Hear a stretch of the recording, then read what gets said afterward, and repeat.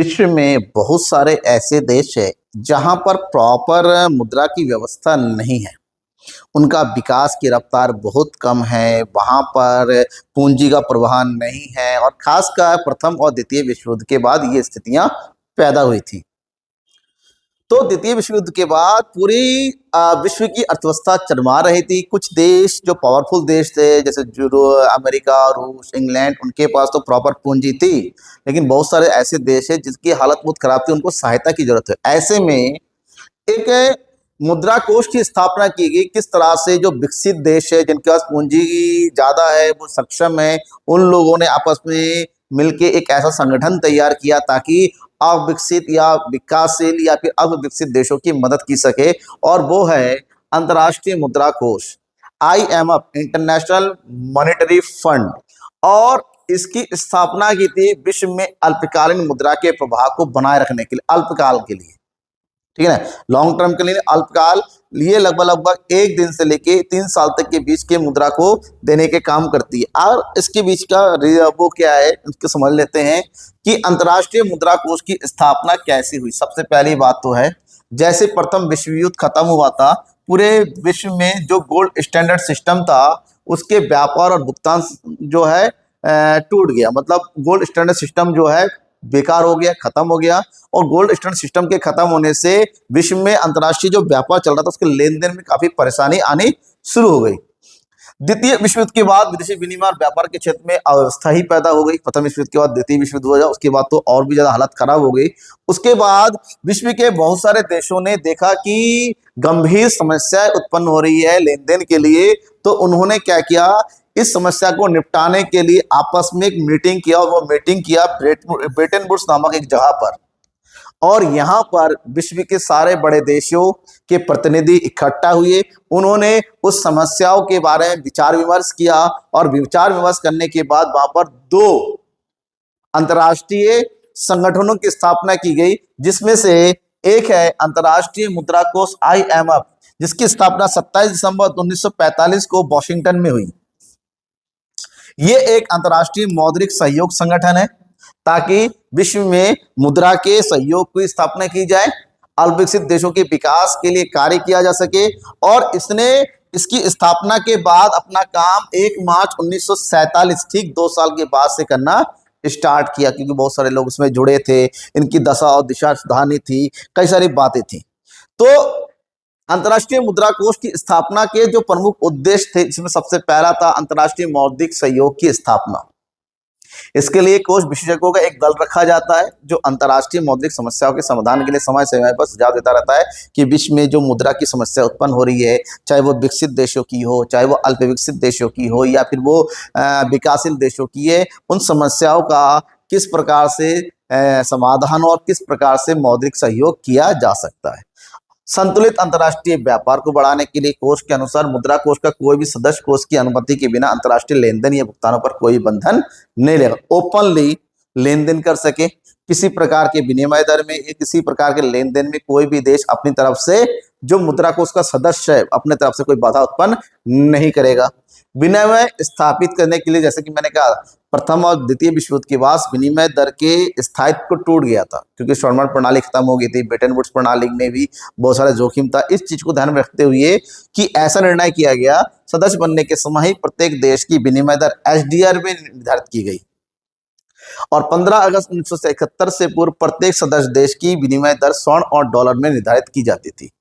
ठीक है, अब एक नया विनिमय मुद्रा शुरू किया गया, SDR, और बहुपक्षीय भुगतान, मल्टीलैटरल पेमेंट्स, विनिमय नियंत्रणों को धीरे धीरे हटवाकर ऐसी अंतर्राष्ट्रीय भुगतान व्यवस्था किया जाने का प्रयत्न करेगा जिसमें प्रत्येक देश दूसरे देश की मुद्रा भुगतान करने के स्वीकार को तैयार हो। मतलब एक ऐसी व्यवस्था कि प्रत्येक देश एक दूसरे की मुद्रा को स्वीकार करे। ये नहीं कि मैं कहता हूं मुझे डॉलर चाहिए तो चाहिए, ऐसा नहीं है, कि आपस में सहयोग की स्थापना करे कि डॉलर के अभाव में या कोई उस देश में कोई मुद्रा नहीं है तो आपस में एक दूसरे की मुद्रा को क्या करे, स्वीकार करे, और बहुपक्षीय भुगतान संभव हो सके। आर्थिक सहायता, जिसको आर्थिक सहायता चाहिए, जो भी देश मुद्रा कोष सदस्य देशों को प्रतिकूल भुगतान संतुलन को ठीक करने के लिए आर्थिक सहयोग प्रदान करता है। सहयोग का मतलब होता है क्या देता है, ऋण देता है, और ये अल्पकालिक ऋण होता है, कम समय के लिए। असंतुलन की अवधि या मात्रा, कुछ देशों की आधारभूत अवस्था ठीक तो होती है, परंतु विशेष कारणों से उनका भुगतान संतुलन बिगड़ जाता है, तो उनको भुगतान संतुलन को संतुलन करने के लिए ही जल्दी से जल्दी उनको ठीक किया, इसलिए जो इस संगठन के द्वारा उनको सहयोग प्रदान किया जाता है। मुद्रा कोष की सदस्यता कैसे मिलती है? कोई भी देश, विश्व का कोई भी देश इसका सदस्य बन सकता है, कोई भी देश, परंतु सदस्य देश को इसके समझौता पत्र पर सब धाराओं का पालन करने का वचन देना पड़ता है, उनका हस्ताक्षर करना पड़ता है। जो देश कोष का सदस्य ना रहना चाहता है वो सूचना मात्र से ऐसा कर सकता है, कोई अलग उसके लिए प्रोसेस नहीं है। अगर आपको लगता है कि सदस्य बनना है तो सिग्नेचर करो, सभी टर्म्स एंड कंडीशन एक्सेप्ट करो, सदस्य बन जाओ। आपको लगता है सदस्य नहीं बनना है तो एक इन्फॉर्मेशन दो, मैं हम इसका सदस्य नहीं है, तो आप हट जाओगे। यदि कोई सदस्य मुद्रा कोष के समझौते पत्र की किसी धारा की अवहेलना करता है तो उसकी सदस्यता को हटाया जा सकता है। कि मान लो आप इस संगठन के नियम कानून को नहीं मान रहे हो तो आपको इस संगठन से हटाया भी जा सकता है। 1 मार्च 1947 को जब इसकी स्थापना हुई तो इसमें केवल 40 सदस्य थे जो बड़े बड़े देश थे, और अब इसकी सदस्यता बढ़ के 189 हो गई। आप खुद सोचो, इसकी सदस्यता 40 से बढ़ के 189 होने का मतलब हुआ ये संस्था वास्तव में विश्व के लिए कार्य कर रही है। हालांकि इसमें बड़े बड़े देशों की ज्यादा प्रभुत्ता है, लेकिन उसके बावजूद भी इन्होंने अंतर्राष्ट्रीय स्तर पर काफी काम किया है। मुद्रा कोष का ढांचा व प्रबंधन व्यवस्था, किस प्रकार से ये कोष काम करती है। ठीक है, इसके कोष को काम करने के लिए इसमें कई प्रकार की संस्थाएं बनाई गई, अलग अलग से प्रशासक मंडल द्वारा बनाए गए। जिसमें पहला है प्रशासक मंडल यानी कि बोर्ड ऑफ गवर्नर, जिसका काम है पूरे संस्था को चलाना। यह कोष सर्वोच्च अधिकार प्राप्त इकाई है। इसमें कोष के सदस्य देशों में से प्रत्येक सदस्य देश का एक प्रशासक गवर्नर और एक वैकल्पिक प्रशासक होता है।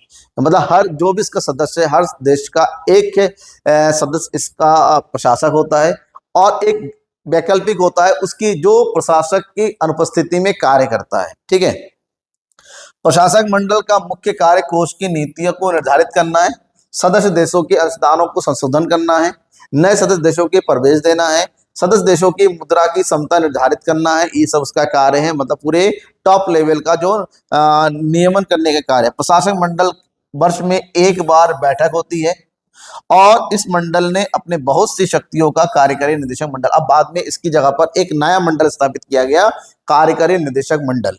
अब ये निदेशक मंडल क्या है बहुत समझिए, कार्यकारी अथवा अधिशासी निदेशक मंडल जो इस संस्था के डेली बेस के कार्य को संपन्न करती है।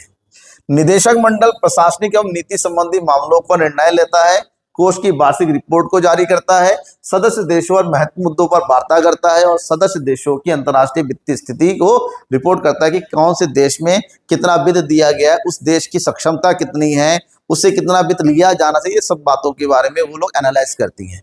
वर्तमान में इसमें 24 कार्यकारी निदेशक है, जिसमें से 5 की नियुक्ति की जाती है सबसे अधिक कोटा वाले देश जैसे अमेरिका है, ब्रिटेन, जर्मनी, फ्रांस और जापान।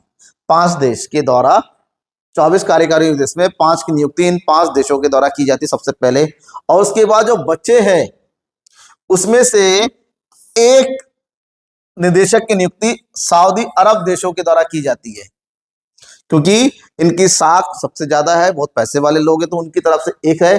इसके बाद जो 19 कार्यकारी निदेशक होता है अन्य देशों के द्वारा, जो बच्चे हुए दूसरे देश है, यानी कि 189 में से 5 वो देश हो गए, एक देश आपका 106 हो गया, मतलब 183 देश मिलके कितने 19 कार्यकारी निदेशक को नियुक्त करते हैं और उनकी नियुक्ति की अवधि 2 वर्ष की होती है। कितने वर्ष की होती है?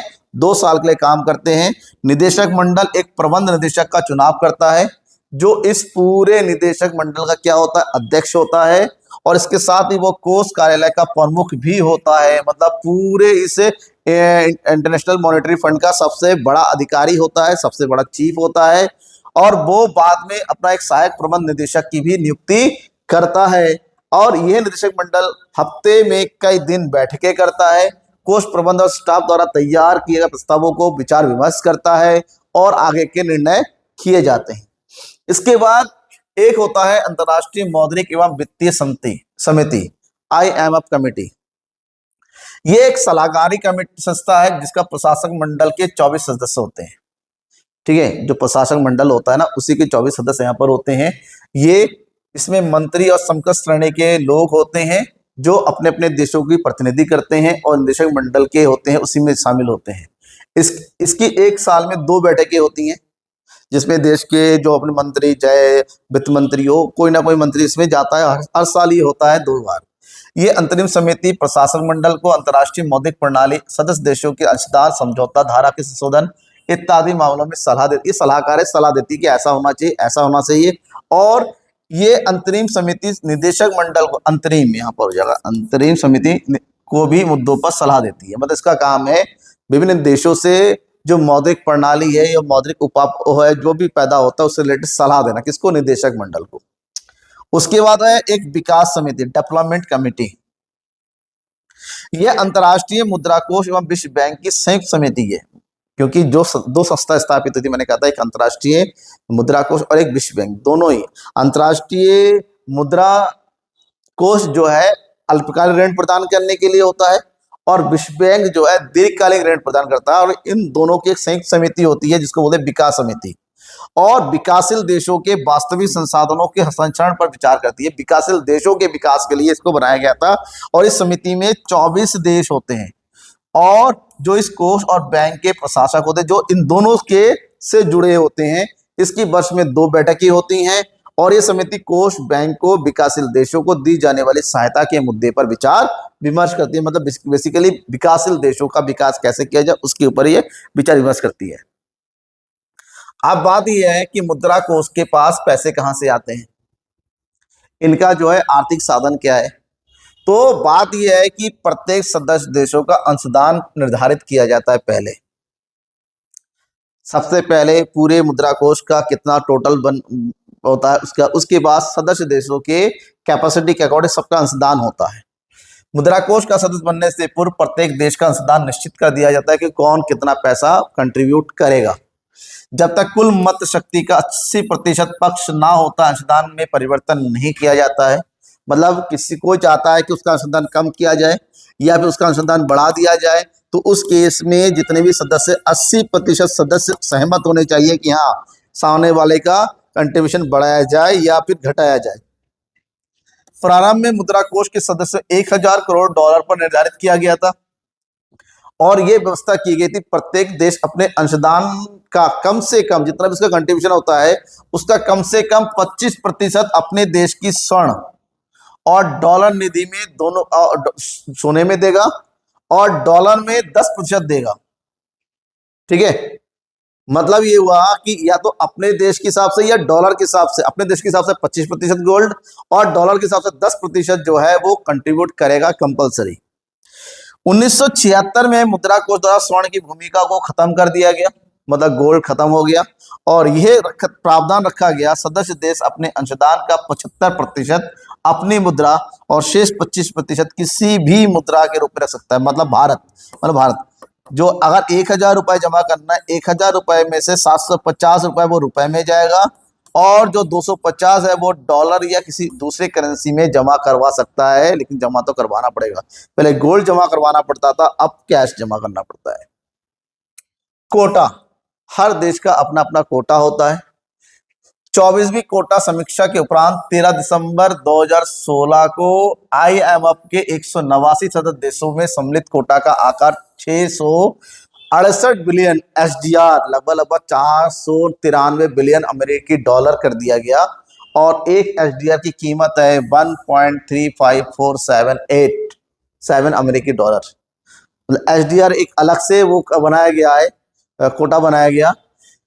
जनवरी 2016 के पश्चात IMF में 2.75% अंशधारिता के साथ भारत का कोटा कितना था?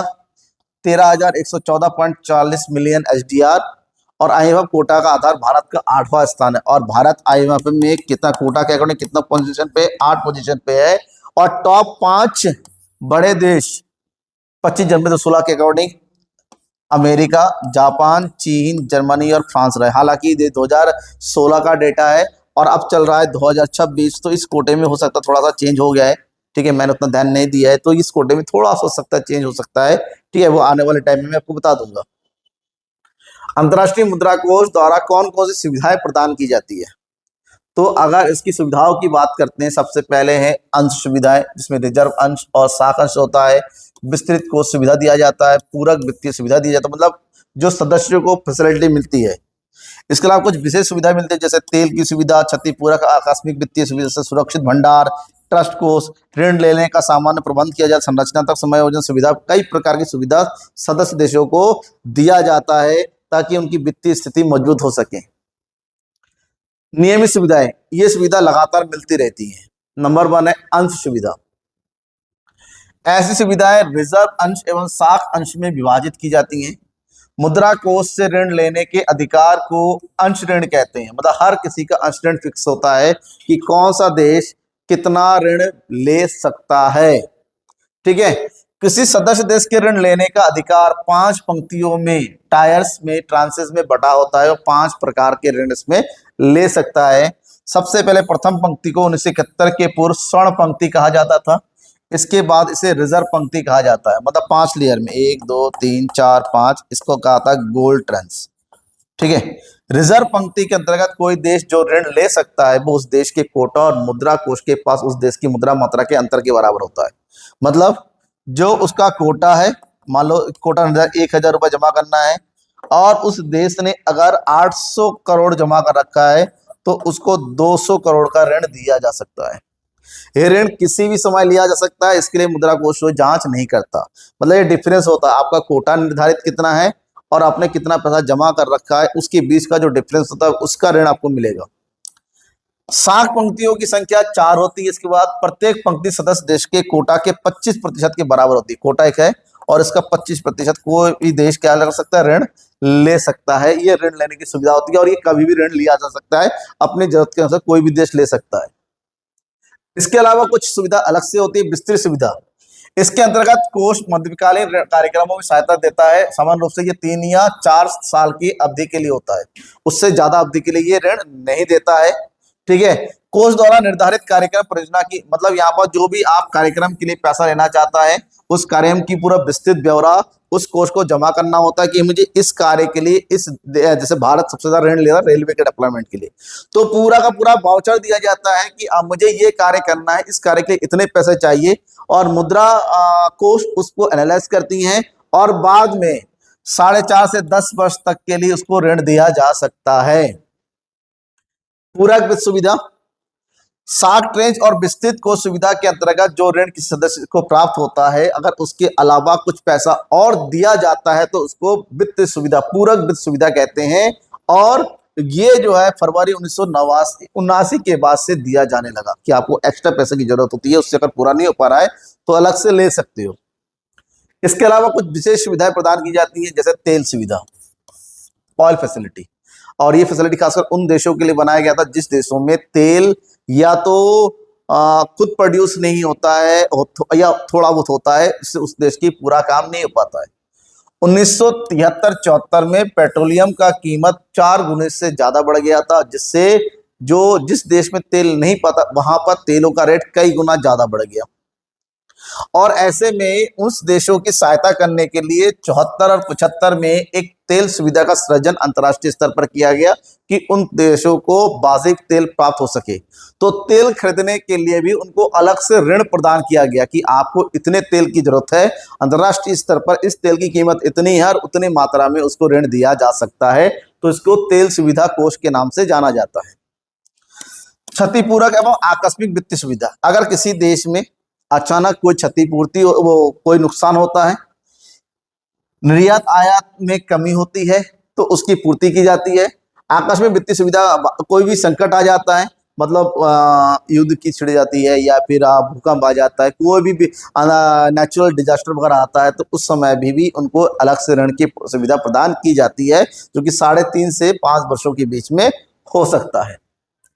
इसके अलावा सुरक्षित भंडार वित्तीय सुविधा, प्रत्येक देश अपने यहाँ पर अनाज या फिर अलग अलग प्रकार की सुरक्षा भंडार बनाए रखने के लिए उनको पैसे की जरूरत पड़ती है। जैसे भारत में तेल के रिजर्व बना के रखा है, अनाज रिजर्व, उनके लिए पैसों की जरूरत होती है। उस पैसों को भी मुद्रा कोष के द्वारा ऋण लिया जा सकता है। ट्रस्ट कोष 1974 में 20 की कमेटी ऑफ 20 देशों ने मिलकर एक रिपोर्ट सौंपी कि मुद्रा कोष में सोना और रिजर्व मुद्रा की भूमिका को कम किया जाना चाहिए और एसडीआर को प्रमुख रिजर्व मुद्रा का स्थान ग्रहण करना चाहिए, कि तो अभी गोल्ड है, गोल्ड को खत्म करो और उसकी जगह एसडीआर आ जाओ। ठीक है, तो उन्हीं नीतियों के अनुसार एक ट्रस्ट कोष बनाया गया और ट्रस्ट कोष से प्राप्त ऋण को 10 छमाही किस्तों में लौटाया जाता है और जिसकी आवश्यकता होती है, मतलब जो भी ट्रस्ट उसका पैसा 10 किस्तों में देना अनिवार्य होता है। हालांकि बाद में 30 अप्रैल 1981 में इस ट्रस्ट को क्या कर दिया गया, खत्म कर दिया गया। नेक्स्ट आता है ऋण लेने का सामान्य प्रबंध। अंतर्राष्ट्रीय मुद्रा कोष का जो चार्टर होता है, समझौता होता है, उसके अनुसार प्रत्येक देश जो सदस्य है उसको ऋण ले सकता है, जो सुविधा के अलावा भी। 1961 में ऐसा प्रबंध किया गया ताकि मुद्रा कोष के बड़े और धनी सदस्य देश अपनी मुद्रा इसे उधार दे सके। मतलब ये बाद में तय किया गया जो बड़े देश है, धनी देश है, वो ऋण दे किनको, अल्पविकसित और गरीब देशों को, ताकि उनकी जरूरतों को पूरा किया जाए। और इसे ऋण लेने का सामान्य प्रबंध कहा जाता है, गैप। और 10 औद्योगिक देश, 10 का समूह तैयार किया गया ताकि यहाँ पर उन 10 देशों के द्वारा मुद्रा का प्रबंध हो सके और आने वाले समय में जो अल्पविकसित देशों को ऋण की पूर्ति किया जा सके। तो ये मुद्रा कोष अलग अलग प्रकार से प्रबंध करती हैं अलग अलग देशों को ऋण देने के लिए ताकि उनका भला हो सके। अब बात ये होती है संरचनात्मक समायोजन सुविधा। ये सुविधा का सृजन मार्च 1986 की कार्यकारिणी में दिया गया। कार्यकारिणी जो बैठक हुई थी, ये सुविधा कम आय वाले देशों को प्रदान की जाती है जो लंबे समय से भुगतान शेष की समस्या से ग्रसित है, मतलब जिनकी आय कम है, भुगतान संतुलन सही नहीं हो पा रहा है।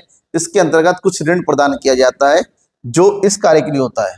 ऋण लेने वाले देश को अपनी आर्थिक विकृतियों को ठीक करने के लिए मध्यकालीन समष्टि आर्थिक एवं संरचनात्मक संयोजन कार्यक्रम बनाना होगा। मतलब ऋण लेने से पहले पूरा कार्यक्रम बनाना पड़ेगा किस प्रकार से वो अपने भुगतान संतुलन को सही कर सकते हैं। दूसरा, जीवन क्षम वायबल भुगतान स्थिति को फिर से वापस लाना, किस प्रकार से वो पैसे का प्रयोग करके अपनी स्थिति को सही कर सकते हैं और तीव्र आर्थिक विकास किस प्रकार से बढ़ा सकते हैं। इस सभी की रिलेटेड वो योजना तैयार करते हैं और इस योजना को जो है इस समिति को देते हैं और इस समिति के अंतर्गत उनको अतिरिक्त ऋण की प्रदान किया जाता है। और इसी मुद्रा कोष के इसी सुविधा के तहत भारत को $2.7 बिलियन का ऋण प्रदान हुआ था। ठीक है, समझ में आया? आगे बढ़ते हैं। मुद्रा कोष के कौन कौन से कार्य हैं? जब मुद्रा कोषों की कार्य की बात करते हैं, मुद्रा कोष आर्थिक सहायता प्रदान करता है सदस्य देशों को। ठीक है, और ये अल्पकालीन ऋण होता है, 3 से 5 वर्ष के बीच में हो सकता है, जिसमें संकट काल की स्थिति में, मतलब उस देश में अगर कोई संकट आता है, राजनीतिक और आर्थिक संकट, और भारत ने 1983 की स्थिति में भी 5.6 अरब एसडीआर का संकटकालीन सहायता प्राप्त किया था। सामयिक विनिमय कठिनाइयां जब होती है, आयात निर्यात विदेशी व्यापार संबंधित जब कठिनाइयां उत्पन्न होती है, चालू भुगतान का संतुलन जो है असंतुलन की स्थिति में हो जाती है, और स्थायित्व ऋण जब किसी देश में स्थिरता नहीं बनी रहती है और अर्थव्यवस्था अस्थिर हो जाती है किन्हीं भी कारणों से, उस सब चीजों को सही करने के लिए इस संस्था के द्वारा आर्थिक सहायता प्रदान किया जाता है। इसके अलावा ऋण तथा ऋण, ये संस्था अपने सदस्य देशों को या फिर डायरेक्ट ऋण देती है या फिर विकसित देशों या दूसरी संस्थाओं के द्वारा ऋण देने के लिए इस देश सदस्य की देश की तरफ से गारंटी यानी कि गारंटी दिया जाता है। क्या दिया जाता है? गारंटी, यानी कि वचन दिया जाता है, और उस गारंटी देने के बदले में ये संस्था क्या लेती है?